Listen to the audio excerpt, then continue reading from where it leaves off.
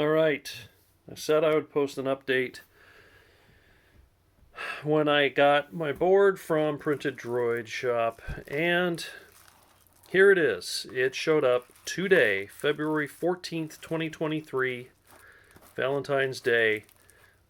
I got a nice red PCB in the mail with some gummies, some little keychain, Printed Droid Shop metal token things, and some jumpers for changing some settings on the board. It's just, I don't know. It's ironic that I got this today, right after I had purchased and programmed everything that's on this board, because I didn't think I was going to get this board. So it's got a customs, looks like a customs declaration here, and it's got a date, and it looks like it's European format date here. It looks like it's 9/20 something of 2022. I ordered it September 18th of 2022, and it's now February 14th, 2023, so we're within 4 days of it being exactly 5 months since I ordered this. And what's funnier is, well, not funny. It says priority. Okay, if that's priority, I'd hate to see non-priority. But here it is, and now I don't know what to do. But I definitely want to post an update that it did arrive. I actually haven't gone back to the website and looked more into how this thing works, because I wasn't sure I would even get it. So I need to go back on the website and relearn, exactly everything it does and etc., because I can't even remember now. But what I do know, what I can say, is what it's replacing, or is supposed to replace. Again, I don't know that I'm going to use this after going to the hassle of programming all this stuff. But this board basically replaces everything here. This is the Arduino Mega 2560 ADK. The ADK has a USB slot for the wireless dongle. Okay. If you don't use the ADK, you'll have I believe it's shorter, but probably the same width, Arduino Mega 2560, and then you need to buy also a host shield that plugs on top, and that's where the USB port is that you plug the dongle into. And a lot of people are having problems with USB host shields, and I said it in my other videos. It looks like somebody from the Michael Badley Facebook page has figured out why USB host shields seem to be problematic now with finding one that works with the Bluetooth dongle, and it appears that there's some manufacturing change where there's a small surface mounted chip that if you replace it with a different one, it will fix the USB host shield. I think I posted a link to that in one of my videos in the past couple days working on the electronics. The Arduino one, I think. So this board is replaced here.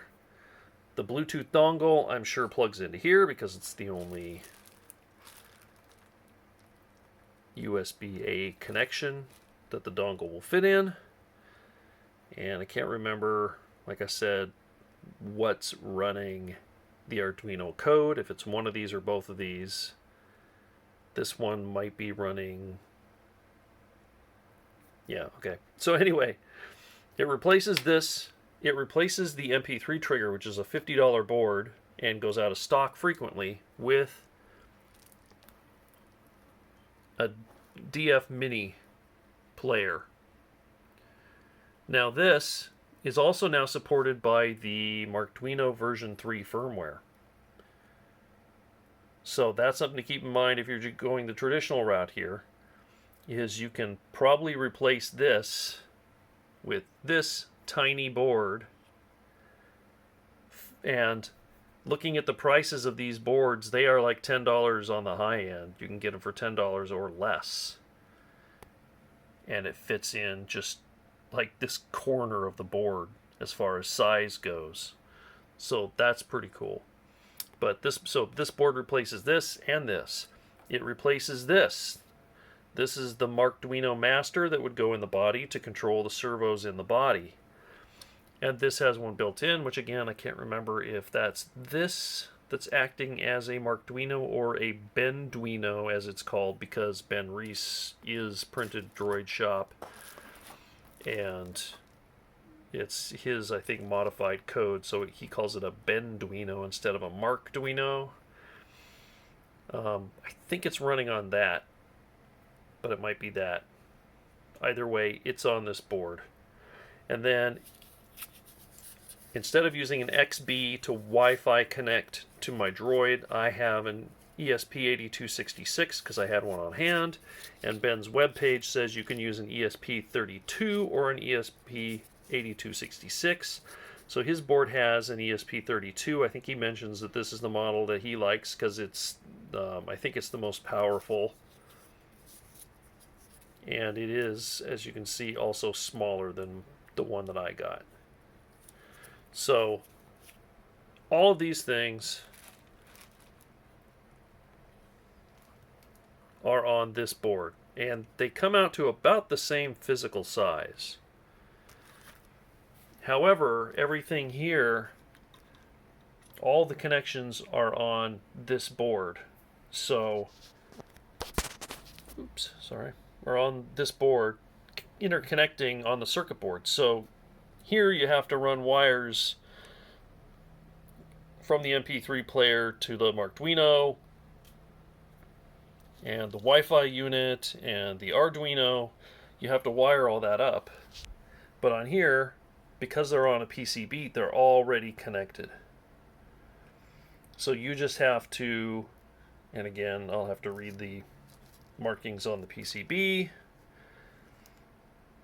but you supply power to this, and then you've got various inputs and outputs for servos that your Arduino would otherwise handle. There's got to be an output here for the player to get sound out. It's probably over here next to the player somewhere, so you get audio out of that. So it's just, it keeps a lot of the connections that would be wires jumping between all these things in one spot. So I liked the idea of the handy one board, everything in one place, fewer connections to make, and that's why I decided to get it. But again, it took so long that I've gone ahead and purchased and programmed everything I need with the, call it traditional, more frequently used components, which I want to say definitely came out cheaper. But again, $50, and you can get the $5 version supposedly if you use version 3 firmware. And yeah, I haven't added up all the prices. And these Benduinos, or these Markduinos that I made in 2020, I believe the ships are more expensive now for the ones that I made this year.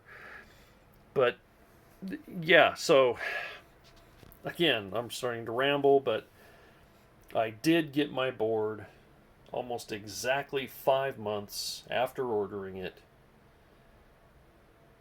And I don't know that I'm going to use it, so we'll see what I end up doing.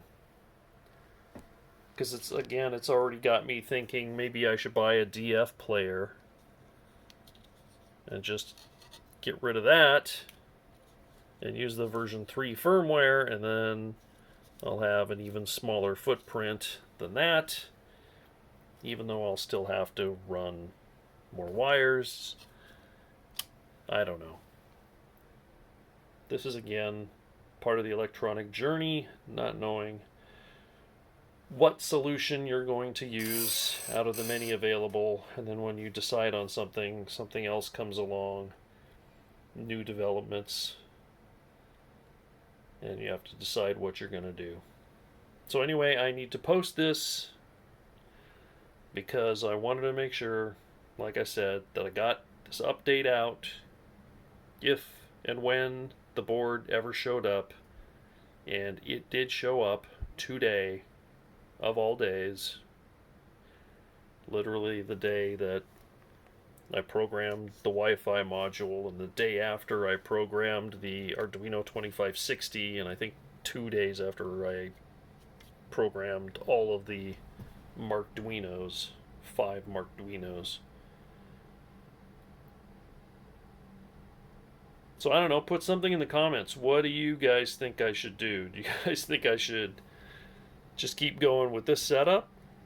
Or give this setup a try? Or I could maybe offer this set for sale with a guaranteed email when it ships and a guaranteed tracking number, which is more than I got when I ordered it, to recoup the money that I spent on this to pay for all this. I don't know. What do you guys think? Or, I don't even want to throw it out there, but make a second droid. I can't believe I said that. I haven't even got the first one going yet, and I don't have room for 2 droids. But yeah, I'm not sure what I'm going to do now that I've got basically 2 complete control sets for R2 at this point.